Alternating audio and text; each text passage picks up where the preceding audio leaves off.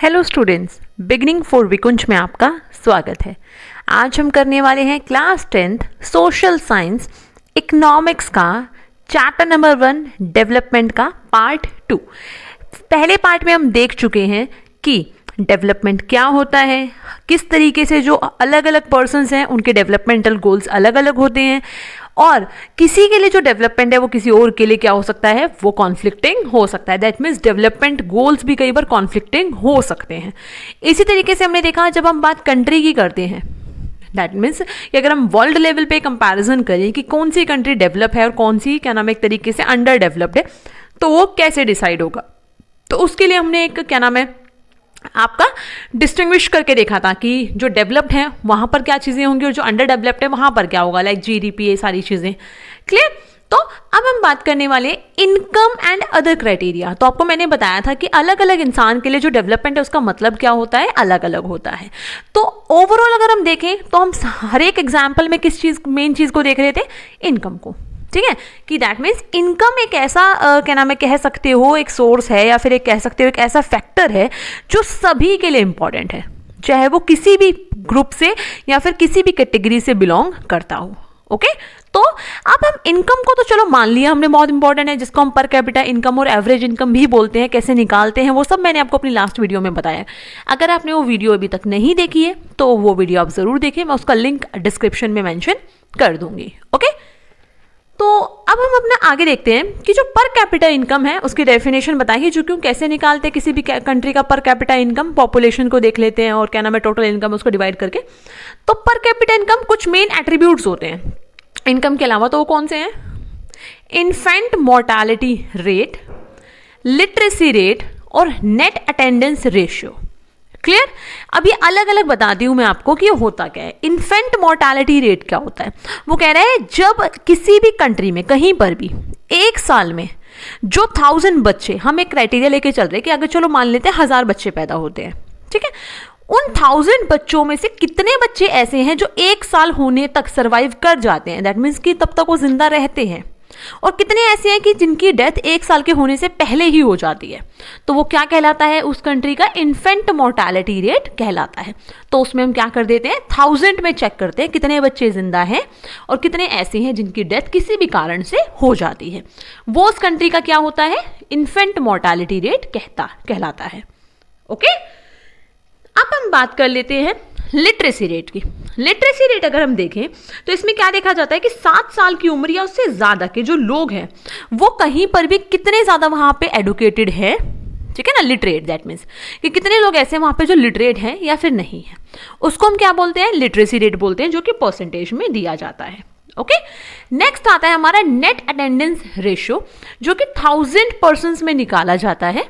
Okay, कि जो 6 से 10 साल के एज ग्रुप के जो बच्चे हैं ना, उनमें से मेनली 6 to 14 होता है वैसे तो पहले था 10 तक, तो 6 to 14 के जो एज ग्रुप के बच्चे उनमें से कितने परसेंट बच्चे ऐसे हैं जो स्कूल जाते हैं और कितने ऐसे हैं जो स्कूल नहीं जाते हैं, तो उसको हम क्या बोल देते हैं, एक तरीके से नेट अटेंडेंस रेशियो कहते हैं। क्लियर है। तो ये आपके बुक में जब इस टॉपिक की स्टार्टिंग है तो उसमें कंपैरेटिव टेबल दी गई है, जिसमें कि आपको बिहार, हरियाणा एंड केरला को क्या किया गया है, कंपैरेटिव स्टडी उनकी की गई है। कि सबसे पहली टेबल में आपको जैसे आपने देखा है कि क्या दिखाया गया कि पर कैपिटा इनकम दिखाई गई है, जिसमें कि हरियाणा की पर कैपिटा इनकम क्या है, बिहार और केरला से बहुत ज्यादा अच्छी है। तो भाई इस बेस पे तो मान सकते हैं जो क्राइटेरिया लिया था हमने, ठीक है ना, आपने देखा था ना एवरेज इनकम वाला जो क्राइटेरिया, उसके अकॉर्डिंग तो हम कह सकते हैं हरियाणा ज्यादा डेवलप्ड है as compare to other states like Bihar and Kerala. But अगर हम बाकी जो एक तरीके से हमारे इंडिकेटर्स है जो मैंने बताया, लाइक लिटरेसी है, इन्फेंट मोर्टालिटी है, नेट अटेंडेंस है, इन सब को भी अगर हम कंपेयर करें जो कि नीचे की टेबल में किया गया है, तो हम देखेंगे कि हरियाणा इन चीजों में पीछे है एज कंपेयर टू केरला के, ठीक है। बट बिहार एक ऐसा स्टेट है जो इन दोनों ही, इन सारी चीजों में इन दोनों ही स्टेट से काफी ज्यादा पीछे चलता है। तो हम ये कह सकते हैं कि बिहार क्या है, लीस्ट डेवलप्ड है as compare to other states. Clear, that means वहां पे लिटरेसी रेट भी कम है, इन्फेंट मोर्टालिटी रेट भी वहां का कम है, नेट अटेंडेंस रेशियो भी वहां का कम है, और पर कैपिटा इनकम तो वहां की कम है ही। समझ में आई ये बात आपको। तो इस तरीके से आप देख सकते हो कि इनकम के अलावा और कौन कौन से ऐसे फैक्टर्स हैं जो कि डेवलपमेंट के लिए नोटिसेबल होते हैं कि जिस पे हमें ध्यान देने की ज़रूरत है। ये देखिए नीचे मैंने आपको बताया कि किस तरीके से फाइनल रिजल्ट है, जिसमें हम कह सकते हैं कि हरियाणा इनकम के मामले में तो आगे है, बट केरला बाकी फैक्टर्स में ज़्यादा आगे है। ये दिख रहे हैं आपको? ओके, तो ये तो अब हम आगे बात करते हैं, वो क्या है हमारा नेक्स्ट टॉपिक। अब देखो, हम आज अगर देखें तो आज़ादी को मिले हुए 70 साल से भी ज़्यादा हो गए और हम अपने आज़ादी का अमृत महोत्सव मना रहे हैं ना हम। तो तब भी अगर हम देखें तो हमारे इतने सारे स्टेट्स की कंडीशन ऐसी है कि जहाँ पे इन्फेंट मोर्टालिटी रेट कम है, लिटरेसी रेट कम है, और आज अगर आप ये सिलेबस पढ़ पा रहे हो तो आप बहुत लकी हैं।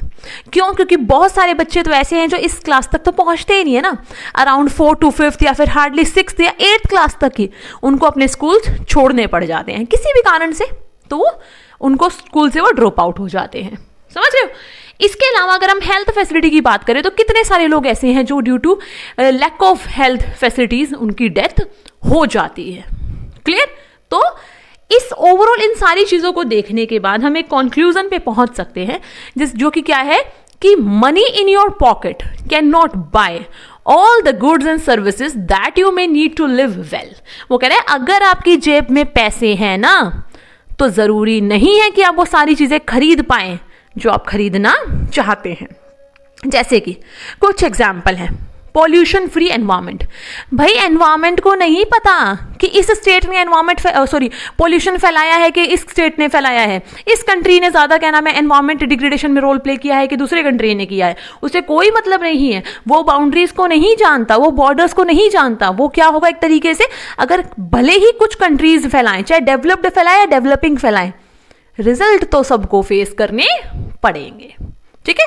तो पॉल्यूशन फ्री एनवायरनमेंट अगर हमें चाहिए तो वो हम पैसों से नहीं खरीद सकते। उसके लिए तो हमें अपनी खुद की रिस्पॉन्सिबिलिटी समझनी होगी और पॉल्यूशन को कम से कम फैलने से रोकना होगा। क्लियर? नेक्स्ट है अनअडल्ट्रेटेड मेडिसिन। भाई मैं अगर दुकान पर मेडिसिन खरीदने जाऊं और कोई मुझे पैसे लेकर भी नकली मेडिसिन दे देगा, क्या मैं उस चीज को पहचान सकती हूँ या मैं बच सकती हूँ उस चीज से? प्रॉपर सारी चीजें दिखने में बड़ी असली दिखाई देती हैं। और कितने % लोग ऐसे हैं जो चीजें चेक करते हैं? हम मोस्ट ऑफ देम तो क्या नाम है पढ़े लिखे लोग भी ऐसे हो जाते हैं जो एक्सपायरी डेट चेक नहीं करते, MRP चेक नहीं करते, चीज लेकर आ जाते हैं। समझ रहे हो? तो आज भी ऐसी बहुत सारी नकली, सिर्फ मेडिसिन ही, बहुत सारा नकली सामान ऐसा है जो कि मार्केट में सर्कुलेटेड होता है, जिससे कि हम अपने आप को नहीं बचा पाते, सिर्फ पैसे देते हैं और चीज खरीद लाते हैं। इसके अलावा one more thing, infectious diseases. उनसे हम अपने आप को कितने भी पैसे देके, बीमारी को पैसे देके नहीं बोल सकते कि भाई मेरे पास मत आओ। अगर ऐसा होता तो जितने जो अमीर लोग हैं उनको तो कोई प्रॉब्लम होती ही नहीं ना कभी भी, शायद, अकॉर्डिंग टू मी। तो कुछ ऐसी चीजें हैं जो सिर्फ पैसों से फुलफिल नहीं हो सकती और पैसों से आपको सारी चीजें नहीं मिल सकती। हाँ, बट हम एक चीज कर सकते हैं, कुछ ऐसी चीजें हैं जिसको हम क्या कर सकते हैं, इनिशिएटिव कलेक्टिवली कह सकते हो, लोगों को अवेल करा सकते हैं कम से कम रेट पे, चीपेस्ट वे में। तो वो कौन सी है? Like school. जैसे कि आपने देखा कि हमारा नेट अटेंडेंस रेशियो कम है, लिटरेसी रेट कम है, तो इसके लिए हम क्या कर सकते हैं? गवर्नमेंट क्या कर सकती है? गवर्नमेंट स्कूल खोल सकती है जिसमें कि बच्चों को फ्री और अच्छी एजुकेशन मिल सके, जहां पर कि हर एज ग्रुप का बच्चा, और कोई भी रिच हो, पुअर हो, किसी भी ग्रुप से बिलोंग करता हो, सब जाकर शिक्षा ले, एक जैसी शिक्षा। समझ रहे हो?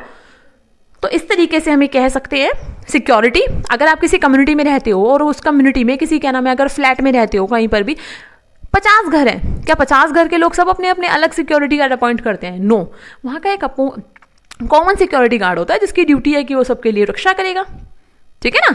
ऐसी हेल्थ इंस्टीट्यूट्स एस्टैब्लिश किए जाएं, गवर्नमेंट हॉस्पिटल्स बनाए जाए जहाँ पे लोगों का कम से कम रेट में अच्छे से अच्छा ट्रीटमेंट किया जा सके। जैसे कि एक बहुत अच्छा इनिशिएटिव है, अभी जो आपको कोविड की वैक्सीन मिल रही है, तो क्या हो रहा है, वो कम फ्री में ही तो मिल रही है ना, लेकिन उसी वैक्सीन के लिए अगर आप किसी प्राइवेट में जाते हैं तो आपको पे भी करना पड़ता है। समझ रहे हो? तो बट फ्री में है तो सभी लोग लगवा सकते हैं। नेक्स्ट, बहुत सारे स्टेट्स ऐसे जिन्होंने अपने यहाँ पर PDS सिस्टम शुरू किया, that means public distribution system, जो कि आपने 9th में पढ़ा होगा। तो जिसमें लोगों को, गरीब लोगों को कम से कम रेट में 2 रुपये, 3 रुपये, 5 रुपये के हिसाब से, और कई बार तो फ्री में भी राशन दिया जाता है, जिससे सभी को एक पौष्टिक और अच्छा जो आहार है वो मिल सके। समझ रहे हो?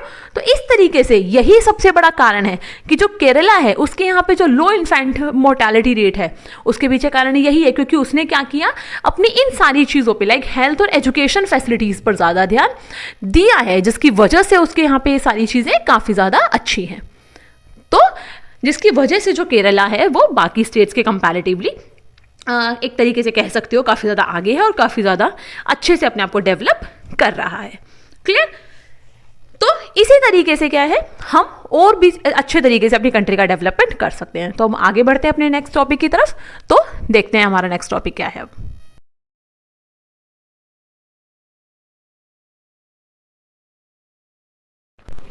ये स्टूडेंट, अब हम बात करते हैं ह्यूमन डेवलपमेंट इंडेक्स की, that means HDI।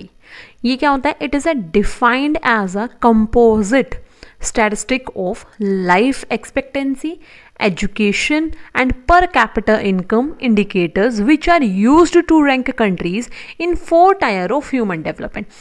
That means जब हम countries के development की बात करते हैं ना वर्ल्ड लेवल पे कि कौन सी कंट्री कितनी डेवलप्ड है, तो उसके लिए हमने कुछ क्राइटेरिया डिसाइड किए हैं। हम ये चेक करते हैं कि ये सारी चीज़ें उस कंट्री में कितनी सही हैं, like education rate, life expectancy है, पर कैपिटा इनकम है। हम इन सारी चीज़ों को कंपेयर करते हैं और तब जाकर देखते हैं कि वो कंट्री कितनी डेवलप है। क्लियर? ये जो रिपोर्ट है इसको प्रिपेयर करने वाला कौन है? UNDP, United nation global development network है जो इसको प्रिपेयर करता है। इसमें 3 मेन टायर मतलब 3 मेन इंडिकेटर्स हम यहाँ पर लेकर चलेंगे। Life expectancy ratio, gross enrolment ratio, per capita income. Per capita income बता चुकी हूँ कि एक मेन इनकम होती है किसी भी कंट्री में रहने वाले लोगों की, जो भी उस इकोनॉमिक यूनिट में रहते हैं। लाइफ एक्सपेक्टेंसी रेशो क्या होता है? एक तरीके से जब कोई इंसान जन्म से लेकर जब उसकी डेथ होती है वो कितने साल तक जिया, कैसा उसका मतलब पूरा जो टाइम पीरियड है ना, कितने टाइम तक कोई भी ही और शी वॉटेवर, तो कितने टाइम तक वो जिया है, उसको एक एक्सपेक्टेड लाइफ हम देखते हैं कि इस कंट्री के जो लोग हैं वो इतने साल तक जी जाते हैं। ठीक है ना? अब वो एक्सेप्शनल केस की बात नहीं कर रही कि कहीं पर 120 तक भी जी जाते हैं, 110 भी है, 100 अबव भी है, बट हम एवरेज देख लेते हैं कि 60 प्लस तक लोग क्या यहाँ पे सर्वाइव करते हैं, या 70 प्लस तक या फिर 40 प्लस तक। तो उसको बोलते हैं लाइफ एक्सपेक्टेंसी रेशियो, कि एक पर्टिकुलर टाइम पीरियड, ठीक है ना, मोर्टालिटी रेट का। देन आता है ग्रोस एनरोलमेंट रेशियो, जिसमें देखा जाता है कि अलग अलग ग्रेड्स पे ना, अलग अलग लेवल्स पे कितने स्टूडेंट ऐसे हैं जो एनरोल्ड हैं कहीं ना कहीं किसी ना किसी स्कूल में पढ़ रहे हैं। ठीक है, उसको बोलते हैं। तो इन तीनों को प्लस कर 3 से डिवाइड कर क्या निकाला जाता है? ह्यूमन डेवलपमेंट इंडेक्स तुम्हारा, दैट मीन्स हमारा क्या है, एक तरीके से निकाला जाता है।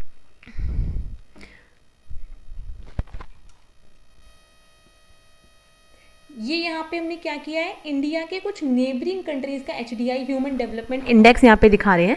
किस किस बेस पे आपको बता ही चुकी हूँ। तो जिसमें श्रीलंका का जो HDI है वो सबसे कम है, दैट मीन्स इंडिया से भी ज़्यादा डेवलपमेंट किसका है? श्रीलंका का है। और सबसे कम किसका है? पाकिस्तान का। सबसे ज़्यादा HDI रैंक किसका है? पाकिस्तान का, नेबरिंग कंट्रीज़ में। ये 189 कंट्रीज़ के का जो डेटा है उसके अकॉर्डिंग है, और इंडिया लाई करता है 130th प्लेस पे, 130वां नंबर है 2018 की रिपोर्ट के अकॉर्डिंग। क्लियर है? तो आपको ये पता होना चाहिए कि इंडिया कौन से नंबर पे आता है। ठीक है, ह्यूमन डेवलपमेंट इंडेक्स में कौन इसको पब्लिश करता है ये पता होना चाहिए। तो इंडिया का कौन सा रैंक है 2018 के अकॉर्डिंग? 130, जो कि बहुत अच्छा नहीं है आउट ऑफ 189 कंट्रीज ना। तो अब हम बात करते हैं बॉडी मास इंडेक्स की। ओके, तो बॉडी मास इंडेक्स की बात करते हैं तो इसमें यह देखा जाता है कि किसी भी इंसान का जो वेट है ना किलोग्राम में लेते हैं, और उसकी जो हाइट है ना स्क्वायर में लेते हैं, उसकी हाइट का स्क्वायर कर देते हैं। सेंटीमीटर में जो हाइट है उसको कन्वर्ट कर लो मीटर में, देन उसके बाद उसका स्क्वायर कर देते हैं हाइट का, फिर जो हमें मिलता है, ठीक है ना, तो उन दोनों को दैट मीन्स वेट को ऊपर रखेंगे, नीचे हाइट को, और उसको डिवाइड कर देते हैं। ठीक है, तो इस तरीके से हमारा क्या निकलता है? BMI निकलता है, बॉडी मास इंडेक्स, जिसमें क्या अगर आपका बॉडी मास इंडेक्स 18.5 से 24.9 के बीच में है, दैट मीन्स आपका वेट नॉर्मल है। और अगर आपका वेट 25 से 30 के बीच में लाई करता है, दैट मीन्स वो ओवरवेट है या फिर ओबेसिटी है। दैट मीन्स अगर 29 और 30 पे आप पहुंच रहे हैं तो तब तो ओबेसिटी ही है। ठीक है, और अगर आपका लेस देन 18.5 है तो आप क्या है? अंडरवेट है। क्लियर? तो इस तरीके से आप कोशिश कर सकते हैं अपनी ही क्लास में क्या है कुछ और बच्चों का बॉडी मास इंडेक्स निकालने की, और आपकी NCERT के बुक में एक एग्जाम्पल दिया भी गया है कि किस तरीके से क्या है अपनी आप बॉडी मास इंडेक्स को निकाल सकते हैं। ओके, तो ट्राई करिए, निकाल कर देखिए। नेक्स्ट टॉपिक है हमारा sustainability of development. Sustainability of development का मतलब क्या है? सस्टेनेबल डेवलपमेंट में आपको ज्योग्राफी में भी पढ़ा चुकी हूँ क्या होता है, जिसमें कि अगर हम देखें तो रिन्यूएबल एंड नॉन रिन्यूएबल दो टाइप के रिसोर्स हैं। रिन्यूएबल जो रिप्लेनिश होते हैं नेचर के थ्रू, जिसको एक तरीके से रिन्यू हो जाते हैं, बट अब हम क्या कर रहे हैं, इन रिसोर्सेज को ओवर यूज कर रहे हैं, जिसकी वजह से क्या होता जा रहा है, ये रिसोर्सेज भी धीरे धीरे डिक्लाइन करते जा रहे हैं। जैसे वाटर है, वाटर की अगर हम बात करें तो ये रिप्लेनिश होता है किसके थ्रू? रेन के थ्रू। वाटर साइकिल पता है ना आपको, हाइड्रोलॉजिकल साइकिल के थ्रू क्या है, रिप्लेनिश होता है। बट अब कैसे सर्कमस्टेंसेस बनते जा रहे हैं कि बहुत सारे प्लेसेस ऐसे हैं जहां पर ओवर यूज करने की वजह से, चाहे इरिगेशन में, किसी भी इंडस्ट्रीज में, किसी भी पर्पज से, जो वाटर लेवल है, that means ground water level, उसका जो टेबल है वो बहुत नीचे जा चुका है। ठीक है ना, तो ये बहुत ज़्यादा एक खतरे की बात है और बहुत सारे कंट्रीज में इस तरह के इंडिकेशन हमें देखने को मिलते हैं, और स्पेशली यहाँ पे इंडिया को लेकर तो आपका पैसेज भी दिया गया है। ठीक है ना, तो नेक्स्ट अगर हम देखें तो नॉन रिन्यूएबल रिसोर्सेज की अगर हम बात करें तो ये ऐसे रिसोर्स हैं जो टाइम के साथ खत्म होते जा रहे हैं, एग्जॉस्ट होते जा रहे हैं, जिनका एक लिमिटेड स्टॉक है अर्थ पर, और ये रिप्लेनिशेबल भी नहीं होते, लाखों करोड़ों साल लग जाते हैं इनको बनने में। ये खत्म हो जाएंगे तो इसके लिए हम क्या करते हैं, ऑल्टरनेटिव ढूंढते हैं, जैसे कि स्टॉक्स। ठीक है, लेकिन अगर हम उन रिसोर्सेज को इतनी ही स्पीड से ऐसे ही खर्च करते रहेंगे तो कोई भरोसा थोड़ी ना है कि ये रिसोर्सेज भी बचेंगे या नहीं बचेंगे। ठीक है ना, तो जैसे क्रूड ऑयल वगैरह हैं, ये क्या एक तरीके से इनका हम इतना ज़्यादा यूज़ करते जा रहे हैं कि ये एक टाइम पीरियड के बाद ये भी ख़त्म हो जाएंगे और हमारे पास और अल्टरनेटिव्स नहीं बचेंगे।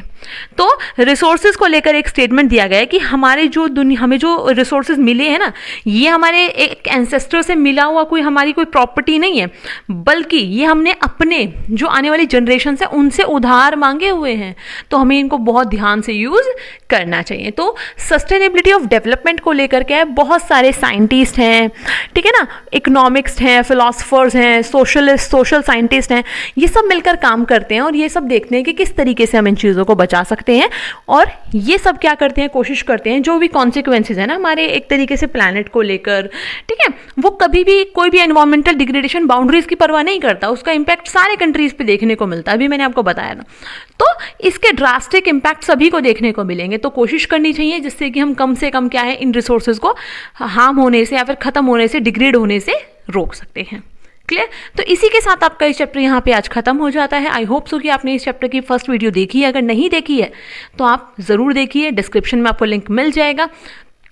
अगर आपको ये वीडियो अच्छी लगी है तो इसको लाइक करें, जितना हो सकता है अपने दोस्तों के साथ शेयर करें, एंड चैनल को सब्सक्राइब करना बिल्कुल भी ना भूलें, और बेल आइकन प्रेस करें जिससे कि ऐसी ही वीडियोस आपको टाइमली मिल सकें। So thanks for watching and good luck students.